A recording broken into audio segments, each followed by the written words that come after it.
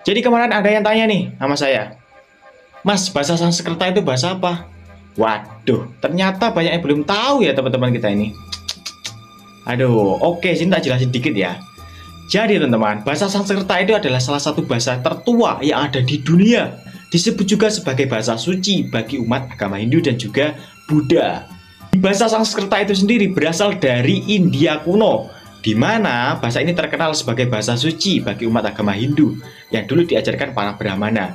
At least bahasa Sanskerta sendiri itu dulunya tidak dituliskan, melainkan hanya diajarkan melalui lisan, jadi bukan tulisan. Bahasa Sanskerta seperti ini nih.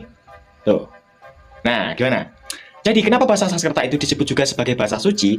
Karena teman-teman, bahasa Sanskerta itu digunakan dalam kitab Catur Veda, di mana catur itu artinya 4 dan Veda artinya pengetahuan atau kebijaksanaan suci. Jadi Catur Veda artinya 4 pengetahuan suci, terdiri dari Rig Veda, Sama Veda, Yajur Veda, dan Adharva Veda. Bahasa Sanskerta sendiri itu masuk di Indonesia atau di Asia sekitar abad ke-5 Masehi, dibawa oleh para pedagang dan juga para Brahmana. Nah, bahasa Sanskerta ini menurut saya itu adalah salah satu penting ya buat kita mengenal karena tak sekali diserap oleh bahasa Indonesia. Seperti contoh-contohnya nih, saya kasih contoh seperti kata nirwana, itu artinya surga, dirgantara artinya angkasa. Kita teman-teman tahu kan semboyan kita bangsa Indonesia, kata Bhinneka Tunggal Ika, di mana artinya adalah berbeda-beda tetapi tetap satu jua. Itu diambil dari bahasa Sanskerta, kata Ika, di mana artinya Ika itu adalah satu atau tunggal. Nah, kata lain nih, misal kata nih Pancasila. Nah, teman-teman tahu kan Pancasila? Kenapa disebut Pancasila? Panca itu diambil dari bahasa Sanskerta loh, di mana panca, kata panca itu artinya adalah 5. Sila artinya prinsip atau dasar. Pancasila artinya 5 prinsip dasar.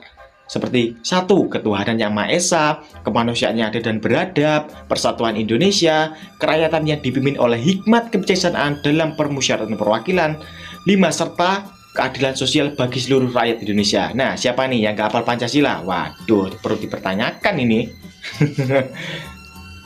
Nah, kalau contoh angka nih, misal kalau contoh angka, saya jujur aja ya, kalau angka ini bahasa Sanskerta saya hafalnya cuma 1 sampai 10. Seperti Eka, Dwi, Tri, Catur, Panca, Sat, Sapta, Asta, Nava, dan juga ke-10 adalah Dasa, di mana Eka itu artinya 1, Dwi artinya 2, Tri artinya 3, Catur artinya 4, Panca artinya 5, Sat artinya 6, Sapta artinya 7, Asta artinya 8, Nava artinya 9, dan Dasa artinya 10. Tidak dipungkiri ya teman-teman, bahasa Sanskerta itu adalah salah satu bahasa yang mempunyai banyak arti yang mendalam dan juga filosofis.